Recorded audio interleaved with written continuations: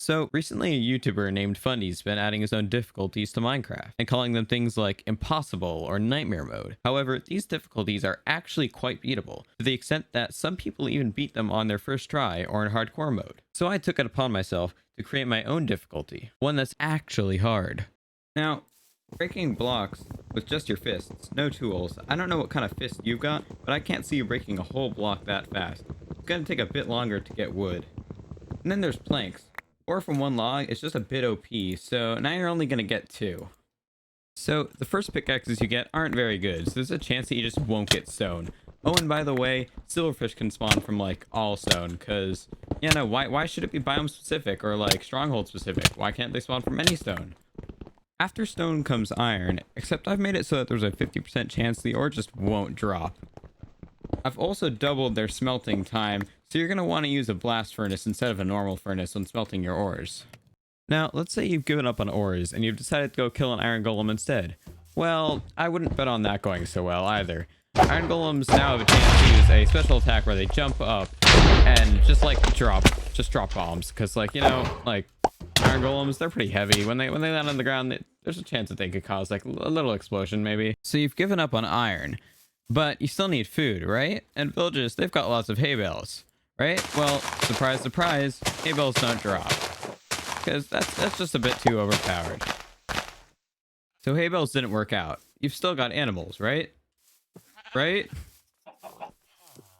Right? Oh, and I wouldn't try to get fish if I were you. So you finally managed to find some food. Well, there's a 50% chance for all food that you eat that you just get food poisoning, because not all food can be safe to eat. Now, there's a chance that as you're walking through your world, you'll drop some items. This also applies to damage too, so you might want to be careful as you're fighting mobs. Speaking of mobs, I've buffed all mobs so that they do more damage and are harder to kill. Zombies don't burn, do more damage, and spawn with random gear. Skeletons have power, punch, and auto-aim, so a shield won't help much either. Spiders are faster, invisible, and inflict poison. Creepers are faster, have larger explosions, no fuse, and are invisible. Also, some armors may slow you down a bit.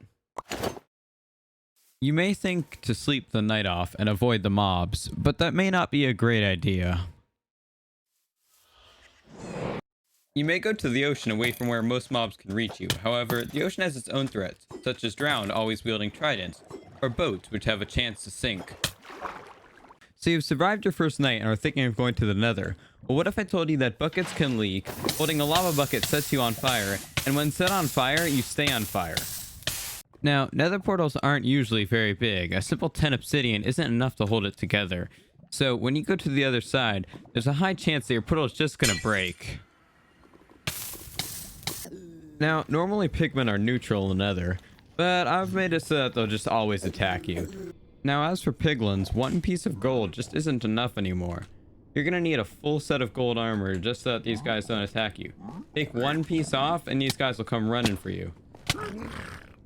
As for blazes, I've increased their movement speed and made it so that they trail fire. A lot more fire. Also, if you try to use a cauldron to put the fire out, you may find that it'll drain quite fast. Once you've found one of these elusive blaze rods, know that holding them will set you on fire, and crafting them down will only give you 1 blaze powder. But if you think you're in the clear when it comes to fortresses, don't get your hopes up just yet. I've buffed wither skeletons so that they do much more damage with their wither effect, can break blocks near their heads, and have a chance to spawn with witches. So you're trying to return to your portal but run into a gap. An invisible gas shooting highly explosive fireballs. When hunting for ender pearls, there are usually 3 paths a player may take: Enderman Farming, villager trading, and piglin bartering. For those who farm endermen, I've made it so that they're always aggressive, teleport after hitting you, and spawn endermites when killed. As for villager trading, I wouldn't count on it. And for those who barter, I've nerfed the loot tables so that they don't give ender pearls nearly as often. So you've finally gotten all your eyes of ender, and because getting them wasn't hard enough, I've made it so that they'll always break. In case the game wasn't hard enough, I've multiplied fall damage so that even a 7-block fall is enough to kill you.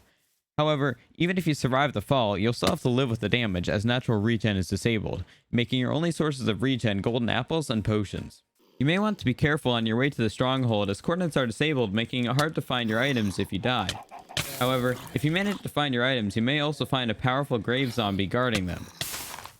There's a decent chance as you play through the game that a heavy lightning storm may roll in. Such storms are filled with lightning of all sorts. Some will strike at random, some repeatedly in one spot, or some in a group of strikes. Also during such storms, beware of oceans.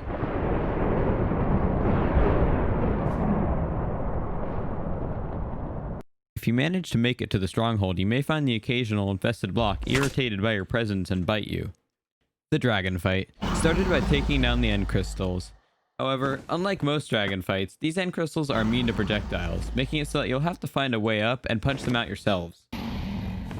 You should be wary of the dragon's fireballs now, as they've made them much more deadly as they expand and do more damage faster.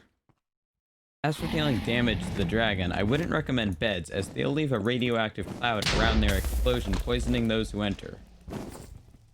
But if you deal damage too slowly, the dragon will regenerate it over time. If you'd like to give this data pack a try, you can find the download as well as the change list in the description. Otherwise, at me on Twitter if you're able to beat this difficulty, and maybe give me a follow while you're at it. So, good luck, and that's all.